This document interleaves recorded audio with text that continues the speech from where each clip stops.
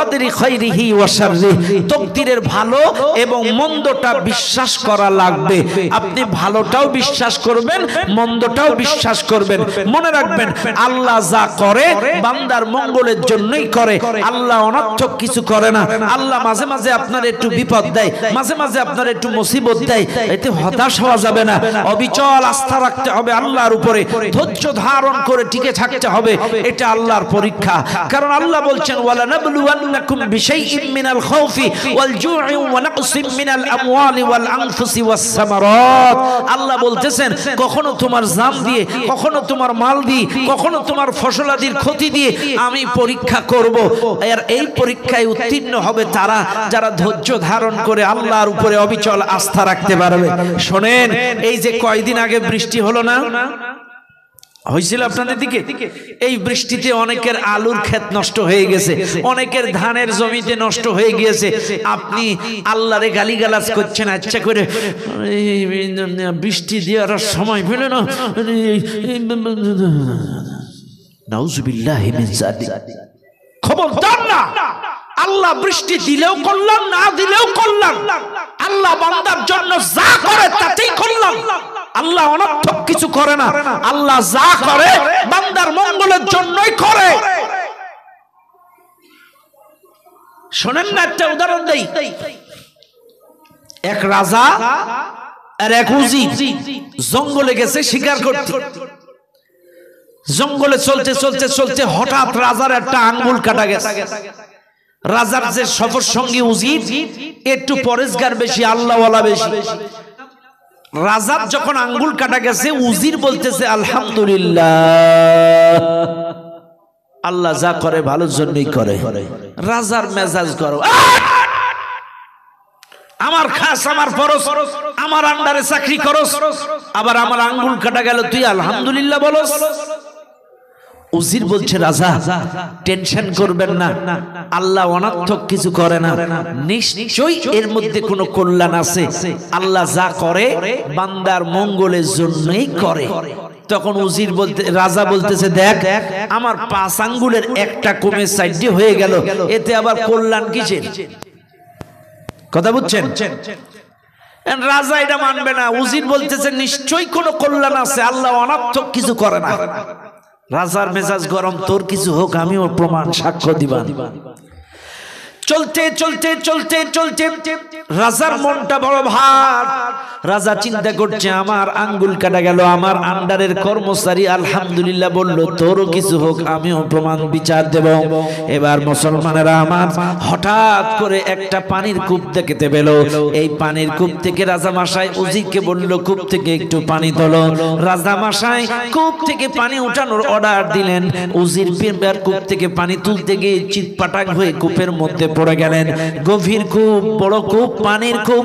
পানির কূপের মধ্যে পড়ে এই উজিরটা ছটফট করে, বাঁচাও বাঁচাও বাঁচাও। তখন রাজা পাশে যেয়ে বলছে, উজির আমার আঙ্গুল কাটা গিয়েছিল, তুই বলেছিলি আলহামদুলিল্লাহ, নিশ্চয়ই এর মধ্যে কোনো কল্যাণ আছে, আল্লাহ অনর্থক কিছু করে না।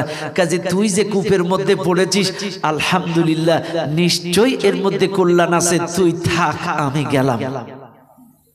বোঝেন না আপনারা? বুঝছেন? বুঝছেন? ওই যে রাজার আঙ্গুল কাটা গেছিল, এটার প্রতিশোধ নিল। এখন যে উজির কূপের মধ্যে পড়ছে, উজির যে তোলেও নাই, বাঁচাও নাই। বলতেছে রাজা, উজির তুই তো বলেছিলি আল্লাহ যা করে ভালোর জন্য, তাইলে তুই যে কূপে পড়িস নিশ্চয়ই এর মধ্যে কোনো কল্যাণ আছে, তুই থাক, আমি গেলাম। আলহামদুলিল্লাহ। রাজা বিরাট খুশি, প্রতিশোধ নিয়েছি।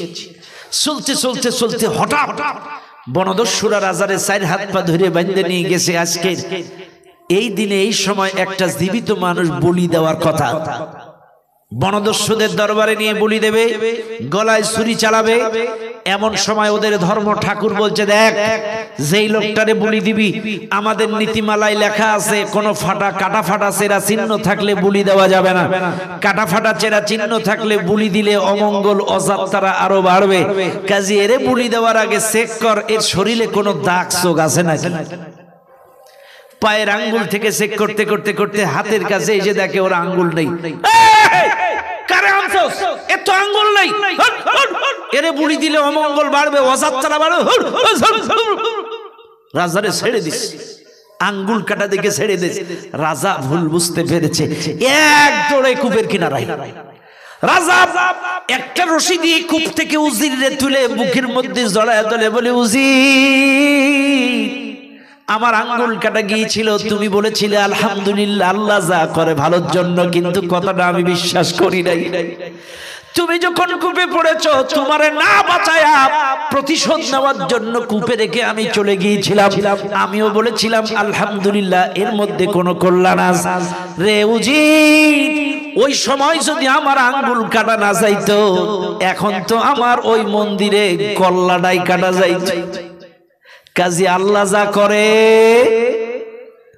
বলেন না কাজী ওই সময় আঙ্গুল কাটা না গেলে এখন কি কাটা যাইতো কাজী ওর মধ্যে কল্যাণ যে ছিল আলহামদুলিল্লাহ এইবার এই কথা শুনে উজির পড়ছে সেজদায় উজির কয় আলহামদুলিল্লাহ আলহামদুলিল্লাহ সুবহানাল্লাহ সুবহানাল্লাহ আলহামদুলিল্লাহ সুবহান রাব্বিয়াল আলা রাজা কয় রে আমি বাইসে আসলাম জীবনে আমি না আলহামদুলিল্লাহ বলবো তুই আলহামদুলিল্লাহ বলস কেন উজির বলতেছে রাজা একবার চিন্তা করেন আপনার যখন আঙ্গুল কাটা গিয়েছিল আমি বলেছিলাম নিশ্চয়ই এর মধ্যে কোনো কল্যাণ আছে আল্লাহ যা করে ভালোর জন্য আপনি এটা স্বীকার করেন নাই এইবার আমি যখন কূপে পড়লাম আপনি আমারে বাঁচান নাই প্রতিশোধ নেওয়ার জন্য বলেছিলেন তুই থাক এর মধ্যে নিশ্চয়ই কল্যাণ আছে আমারে রাইখে প্রতিশোধ নেওয়ার জন্য আপনি না উঠায় চলে গেলেন একবার চিন্তা করেন ওই সময় যদি কূপের মধ্যে আপনি আমারে রাইখে না যাইতেন বাই চান্স যদি উঠায় নিয়ে যেতেন চাইলে আমরা দুজনই সফর সঙ্গী থাকতাম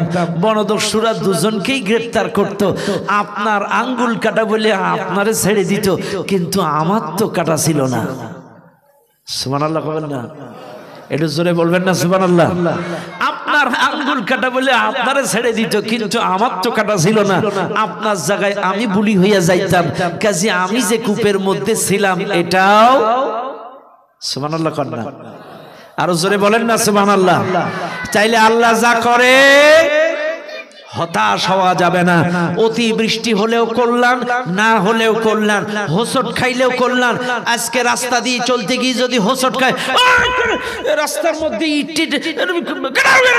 বাচ্চা তার বাচ্চা এর বাচ্চা গালিগালাজ করেন কিন্তু রাসূল বলেছেন আপনি যদি চলতি পথে যদি হোঁচট খেয়ে আঙ্গুল দিয়ে রক্ত বের হয় এর দ্বারাও আপনার সগীরা গুনাহ মাফ হয়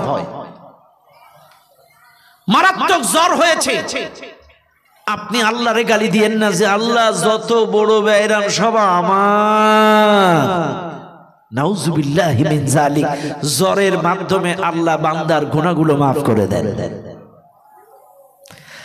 ও দুনিয়ার মানুষ কথাই কথা বেড়ে যায় মনে রাখবেন দুনিয়ার মুসলমান বাবাজিরা আমার এ ভাইরা আমার একটু শুনে নেন জেনে নেন তাইলে যে কথাগুলো আমি আপনাদেরকে বোঝাচ্ছিলাম 6 নাম্বার বিশ্বাসটা তাকদীরের ভালো মন্দের প্রতি ঈমান এবার আসেন আল্লাহ বলেছেন ইয়া আইয়ুহাল্লাযীনা আমানু হে যারা ঈমান এনেছো ইমানদার কারা তার ব্যাখ্যা দিলাম ইমানদার তো তারা আল্লাহকে বিশ্বাস করবে ফেরেশতাদেরকে বিশ্বাস করবে রাসূলকে বিশ্বাস করবে আখিরাতকে বিশ্বাস করবে আল্লাহর কোরআনকে বিশ্বাস করবে তাকদীরের ভালো মন্দকে বিশ্বাস করবে এরাই হলো আল্লাহর দৃষ্টিতে প্রকৃত ইমানদার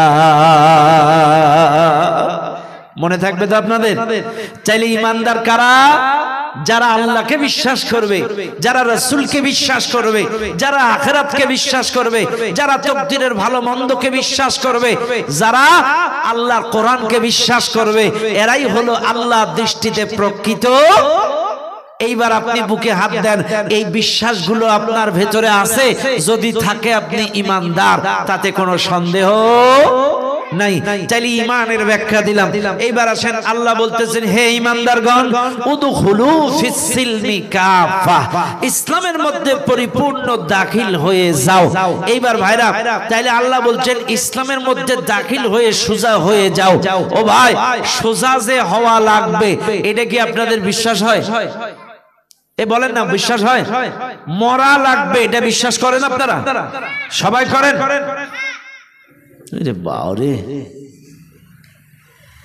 আপনারা ট্রেনে উঠছেন না আলহামদুলিল্লাহ আপনাদের ভারতবর্ষের ট্রেনের যে উন্নয়ন, প্রত্যেকটা রুটে আধা ঘন্টা, 1 ঘন্টা, 2 ঘন্টা, 5 ঘন্টা পর পরে ট্রেন। কিন্তু আমরা বাংলাদেশের বাঙালি, আমাদের দেশটা এত বড় প্রশস্ত না বা এত উন্নয়নশীল দেশ না। আমাদের দেশে ট্রেনের সংখ্যা কম, প্রত্যেকটা রুটে ট্রেন নাই, আর দিনে 1টা কি 2টা করে ট্রেন আছে। যাই হোক, আমি দেশের বদনাম করার জন্য আসি নাই। আপনাদের ভারতবর্ষের রাজ্য কটা? 28টা রাজ্য নিয়ে একটা ভারতবর্ষ, আর আমাদের বাংলাদেশ একটা রাজ্য সমান। একটা রাজ্য সমান একটা বাংলাদেশ। কাজী মনে রাখবেন। তারপরেও আমরা গর্ব করি, আলহামদুলিল্লাহ আমার বাংলাদেশ শস্য শ্যামলা, অসংখ্য নাজ নিয়ামত আল্লাহ আমার বাংলাদেশে দিয়েছে। ওলিয়া উলিয়ার দেশ, মসজিদের দেশ, মাদ্রাসার দেশ বাংলাদেশ। গর্ব করি আমার দেশকে নিয়ে, এবং আমিও আপনাদেরকে নিয়ে কৃতজ্ঞতা জানাই। এই ভারতের প্রতি কৃতজ্ঞতা স্বীকার করি। কেন স্বীকার করি? কারণ আপনারাও সাম্প্রদায়িক সম্প্রীতি ভুলে, সাম্প্রদায়িক দাঙ্গা হাঙ্গামা না করে আপনারাও বাংলাদেশের মুসলমানদের উপরে বা পার্শ্ববর্তী দেশ হিসেবে বন্ধু সহনশীল আচরণ করেন। আপনারা বাণিজ্যিক ভাবে, ব্যবসায়িক ভাবে আদান প্রদান, লেনদেন। আমরা কখনো ইলিশ মাছ দেই, আপনারা পেঁয়াজ দেন। আমরা কখনো এটা দেই, আপনারা সেটা দেন। আমরা একটু দেই কম, নেই বেশি, কারণ আপনাদের দেশে উৎপাদন বেশি, আমাদের দেশে উৎপাদন কম। কিন্তু এই যে সহনশীল সম্পর্ক, আলহামদুলিল্লাহ, এই যে বন্ধুত্ব সম্পর্ক, এটা টিকে আছে। আল্লাহ আপনাদেরকে কবুল করুন, বলেন আমিন।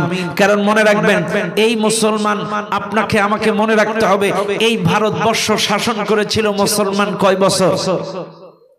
কথা বলেন, মনে আছে আপনাদের? ইতিহাস আজকে মুসলমান ভুলে গিয়েছে। আজকে মুসলমান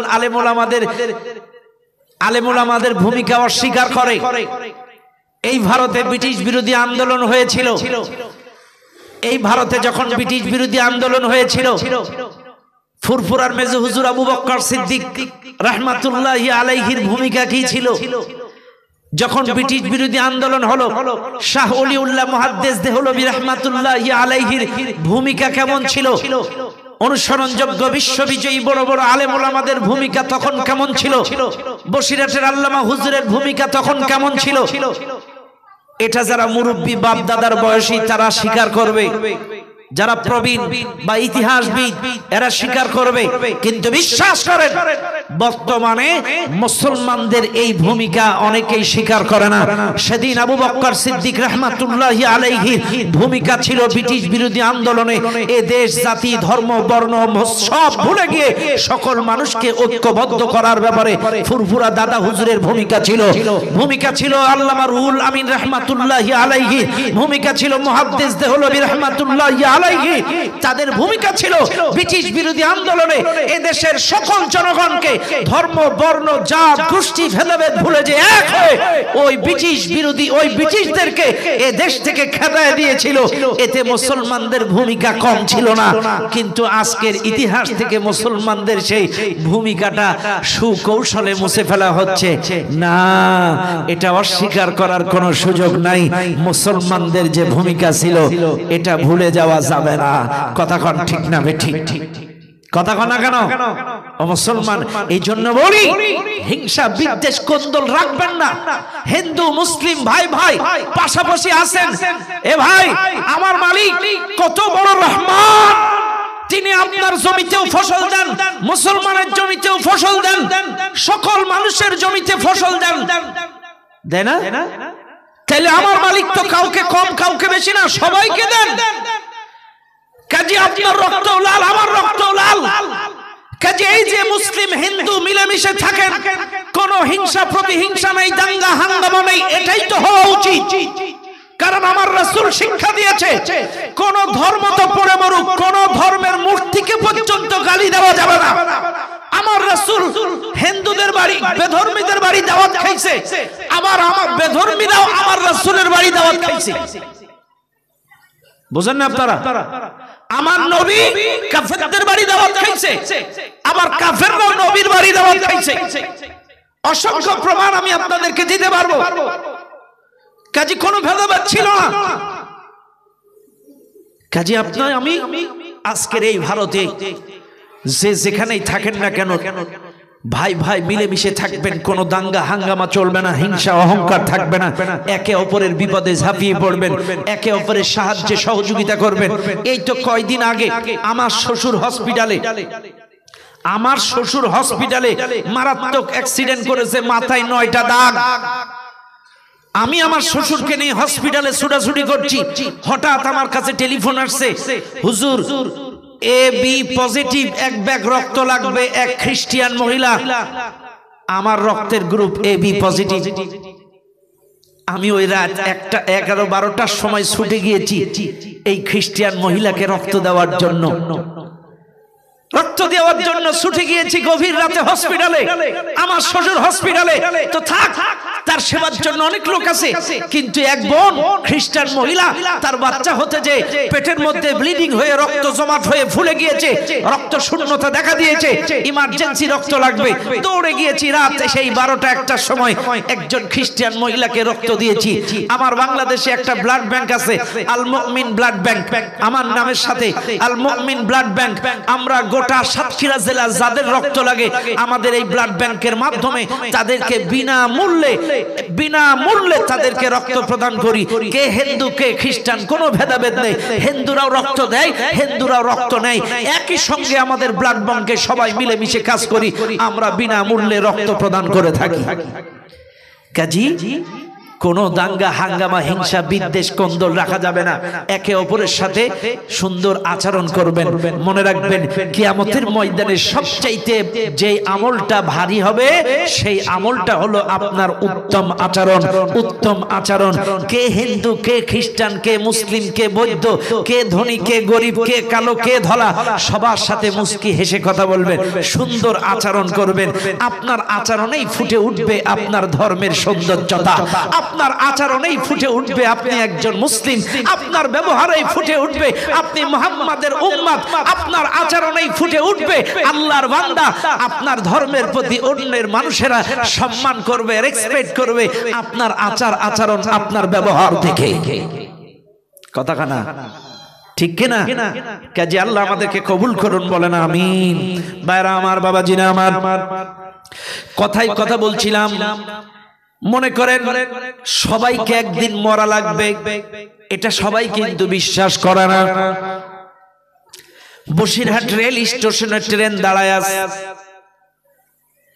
এই ট্রেনের মধ্যে একটা মুসলমান ঢুকছে, একটা কুত্তা বুকের মধ্যে নিয়ে। কি বুকে নিয়ে? কুত্তা চেনেন তো আপনারা?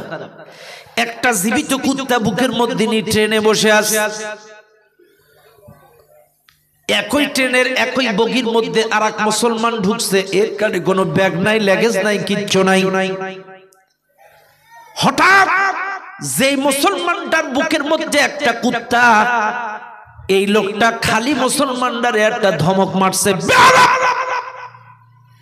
খালি মুসলমানটা লাফায় উঠছে, এর চিনি না জানি না, আমারে কেমনে ধমক দিল, চিনি না জানি না। এইবার এই যার বুকের মধ্যে কুত্তা ছিল, লোকটা ডাক দিয়ে বলে, আমি এক মুসলমান ট্রেনের মধ্যে বসে আছি, তুই আমারে সালাম না দিয়ে ঢুকলি কেন? তুই কি আমারে দেখস নাই? সালাম দাস নাই কেন? সালাম দিস নাই কেন? ধমক একটা মারছে। খালি মুসলমানটা ডাক দিয়ে বলে, ভাই এতদিন জানতাম কুত্তা থাকে ইহুদি খ্রিস্টানদের কোলে পিঠে, ওদের গাড়িতে, ওদের বাড়িতে, ওদের বুকে, মুসলমানের কোলে পিঠেও যে কুত্তা থাকে এটা আমার জানা ছিল না। এই জন্য আমার সালাম দিতে ভুল হয়েছে, আপনি মুসলমান না খ্রিস্টান? তখন মুসলমানরা ডাক দিয়ে বলে, ভাই আমি ইহুদি খ্রিস্টানদের দেখা দেখি অনুকরণ করে কুত্তাটা বুকের মধ্যে রাখি নাই।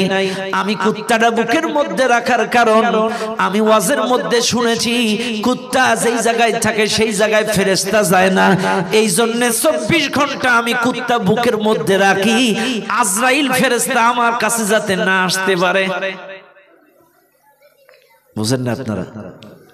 কি সালাহ! আমি আসলে ইহুদি খ্রিস্টানদের সংস্কৃতি কালচার ওদের অনুসরণ অনুকরণ করে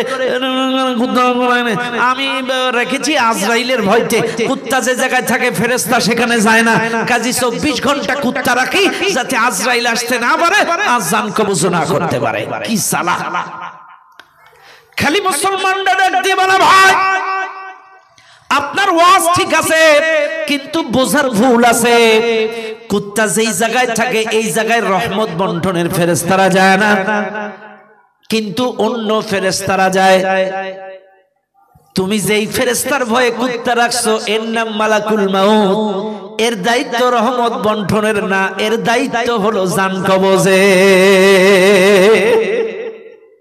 এর দায়িত্ব কি? জান কবজে। যথা সময়ে তোমার কাছে যাবে তোমার জানটা কবজ করে নেবে। কাজী কুত্তা রাখো আর বিড়াল রাখো, সোজা হওয়া লাগবে। এবার সোজা হবেন কিভাবে? মিলায় নেন। আল্লাহ বলতেছেন, ইয়া আইয়ুহাল্লাযীনা আমানু, হে যারা ঈমানদার, উদখুলু ফিস সিলমি কাফা, ইসলামের মধ্যে পরিপূর্ণ দাখিল হয়ে যাও। এখন আপনার আমার বাড়ি ঢুকতে গেলে একটা দরজা আছে, আপনার আমার বাড়ি মসজিদে ঢুকতে গেলে একটা স্টিলের দরজা, গ্লাসের দরজা, ক্লপসিক্যাল গেট, মেহগনি কাঠের দরজা, জাম কাঠের দরজা, বিভিন্ন স্টাইলের দরজা। কিন্তু আল্লাহ যে ইসলামের মধ্যে প্রবেশ করতে বললেন, ইসলামের দরজাটা কি? প্রশ্ন। আল্লাহ পাক বলেন, ইসলামের মধ্যে যদি কেউ প্রবেশ করতে চায়, ইসলামের দরজার নাম লা ইলাহা ইল্লাল্লাহু মুহাম্মাদুর রাসূলুল্লাহ। বলেন সাল্লাল্লাহু আলাইহি ওয়াসাল্লাম। ইসলামের দরজাটার নাম হলো কালিমা লা ইলাহা ইল্লাল্লাহ মুহাম্মাদুর রাসূলুল্লাহ সাল্লাল্লাহু আলাইহি ওয়াসাল্লাম। এই কালেমাটা পড়ে ইসলামের মধ্যে প্রবেশ করতে হয়। আমি আবারও বলছি, যে যেই ধর্মের হোক, আপনি মুসলিম হলেও ইসলামে প্রবেশ করতে পারেন নাই। আমি আবারও বলছি, মুসলিম পরিবারে জন্ম নিলেই মুসলমান হওয়া যায় না, মুসলিম মায়ের পেটে জন্ম নিলেই মুসলমান হওয়া যায় না, মুসলিম বাবার ঔরসে জন্ম নিলেই মুসলমান হওয়া যায় না। মুসলমান তো তারা এই কালেমাটা মনে প্রাণে মেনে, আল্লাহ ছাড়া আইনদাতা নাই, আল্লাহ ছাড়া বিধানদাতা নাই, আল্লাহ ছাড়া মাবুদ নাই, ওই এক আল্লাহর গোলামি সব জায়গায় করবে, এরাই হলো প্রকৃত মুসলমান। পরিবারে গোলামি করবেন আল্লাহর। লা ইলাহা ইল্লাল্লাহ মানে কি? এই কথা কথা। লা ইলাহা ইল্লাল্লাহ মানে কি? আল্লাহ ছাড়া মাবুদ নাই। মাবুদ মানে কি?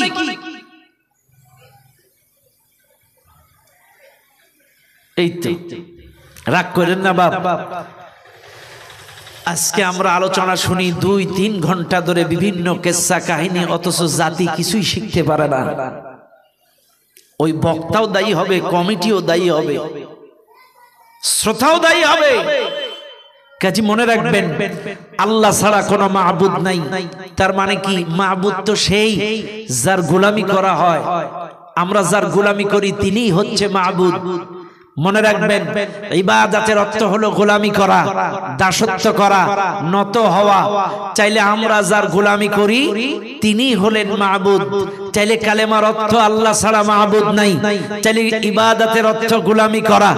চাইলে পরিবারের মধ্যে আল্লাহর গোলামি করা লাগবে, ব্যবসার মধ্যে আল্লাহর গোলামি করা লাগবে, চাকরির মধ্যে আল্লাহর গোলামি করা লাগবে, রাজনীতির মধ্যে আল্লাহর গোলামি করা লাগবে, সংস্কৃতির মধ্যে আল্লাহর গোলামি করা লাগবে।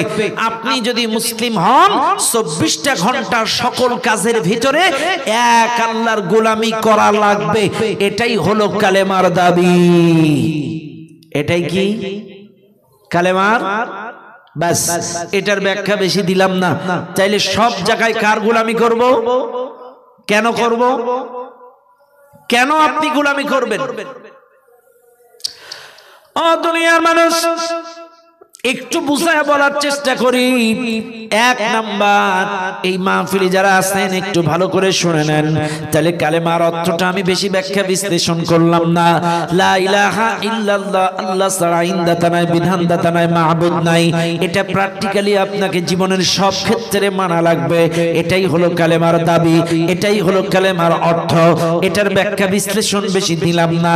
এইবার আসেন মুসলমানেরা, দুই নাম্বার, তাহলে কালেমা পড়ে ইসলামের মধ্যে প্রবেশ করার পরে ইসলামের প্রথম দরজার নাম হলো নামাজ। কি নাম? সবাই বলেন নামাজ। মনে রাখবেন মুসলমানেরা, আল্লাহ বললেন উদখুলু ফিস সিলমি কাফা, ইসলামের মধ্যে পরিপূর্ণ দাখিল হয়ে যাও। ইসলামের দরজাটার নাম কালেমা, ইসলামের একটা পিলিয়ারের নাম নামাজ, ইসলামের একটা পিলিয়ারের নাম যাকাত, ইসলামের একটা পিলিয়ারের নাম রোজা, ইসলামের একটা পিলিয়ারের নাম হজ। মনে রাখবেন মুসলমানেরা, আল্লাহ যেহেতু ইসলামের মধ্যে প্রবেশ করতে বললেন, আমি আপনাদেরকে ইসলামটাকে শিখায়া যাই, তাইলে ইসলামের দরজাটার নাম কালেমা, একটা পিলিয়ারের নাম নামাজ, একটা পিলিয়ারের নাম যাকাত, একটা পিলিয়ারের নাম রোজা, একটা পিলিয়ারের নাম হজ। শুনে নেন আজকের এই এলাকার মুসলমানেরা, নামাজ নামাজ নামাজ। আল্লাহ কিন্তু বারবার বলছে, আমার বান্দারা ব্যক্তি জীবনে নামাজ কায়েম করো, পারিবারিক জীবনে নামাজ কায়েম করো, রাষ্ট্রীয় জীবনে নামাজ কায়েম করো। এইবার আসেন, আমি রাষ্ট্রীয় জীবনে একটা একটা করে আসবো। তাইলে ব্যক্তি জীবনে আগে নামাজ কায়েম করা লাগবে, আগে আপনাকে নিজে নামাজি হওয়া লাগবে। এই মাহফিলে এমন লোক আছেন, ও মুসলমান বোঝানোর জন্য বলতেছি, আপনি যদি সিগারেট একটা গালে ধরান, ধরায়া টানতেছেন, আর একজনকে বলছেন ভাই খবরদার সিগারেট খাবেন না, সিগারেট খাওয়া হারাম। বুঝেন না আপনারা? নিজে কি টানতেছেন? সিগারেট টানতেছেন। আবার আরেকজনকে বলতেছেন ভাই খবরদার সিগারেট খাইয়েন না, সিগারেট খাওয়া। ওই লোকটা কি ওয়াজ মানবে? তোর হাতে সিগারেট, তাহলে কি করতে হবে?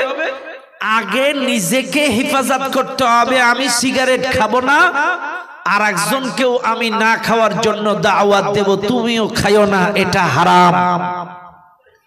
ভালো করে বুঝেন। চাইলে আপনি যে একটা মানুষকে নামাজের দাওয়াত দিবেন, ভাই আসেন নামাজ পড়ি, নামাজ পড়ি, নামাজ পড়ি, তাইলে আগে নিজেকে নামাজি হতে হবে, আগে নিজে নামাজ পড়তে হবে। আপনি নামাজ পড়েন না, অথচ আরেকজনকে বলছে ভাই নামাজ পড়বেন, নামাজ পড়া ফরজ, নামাজ পড়বেন, অথচ আপনি নিজে নামাজ পড়েন না। ভাইরে, আমি এই মাহফিল থেকে আপনাদের বলে যাই, রাগ করবেন না। আমি কিন্তু বসিরহাটে আল্লামা রুহুল আমিন রাহমাতুল্লাহি আলাইহি পীর সাহেব হুজুরের সিলসিলার মানুষের মধ্যেই বিয়ে করেছি। আমার শ্বশুর বাড়ির আত্মীয় স্বজন কিন্তু এপার বাংলায় ভরা। মনে রাখবেন, এই সিলসিলার মেয়েকেই কিন্তু আমি বিয়ে করেছি বাংলাদেশে। এপারের মেয়ে আমার শ্বশুর, এপারের ছেলে আমার শ্বশুর, এপারের মেয়ে আমার শাশুড়ি, এপারের মেয়ে অবশ্য আমার স্ত্রীর জন্মও পরে, কিন্তু এপারেরই সব বংশধর। এপারে তার চাচা, মামা, খালা, নানু, ওই এলাকায় আমার আপন খালু শ্বশুর অঞ্চল প্রধান। এখানে অনেক নেতা নেত্রী আছে এই স্থানীয় এলাকার, যারা আমার শ্বশুর বাড়ির রিলেটিভ আত্মীয় স্বজন। আমি পরিচয় পরে বলবো, তবে শুনে নেন মুসলমানেরা, বোঝানোর জন্য বলতেছি। আল্লামা রুহুল আমিন রাহমাতুল্লাহি আলাইহির সিলসিলার মধ্যেই আমি বিয়ে করেছি। এই কথাটা কেন বললাম? এই কথাটা কেন বললাম? এই কথাটা এই জন্য বলছি, মনে রাখবেন প্রত্যেকটা কথা মুসলমানেরা। আপনি বিভিন্ন সময়ে ওখানে যান, আলহামদুলিল্লাহ যান, আপনি হুজুরের কবরে দোয়া করেন, যান জিয়ারত করেন, যান। আপনি ওখানে মাদ্রাসা আছে, ওখানে মাদ্রাসা আছে, মসজিদ আছে, সেখানে অসংখ্য মানুষ, গোটা ভারতবর্ষের অসংখ্য মানুষ এই দরবারে আসে।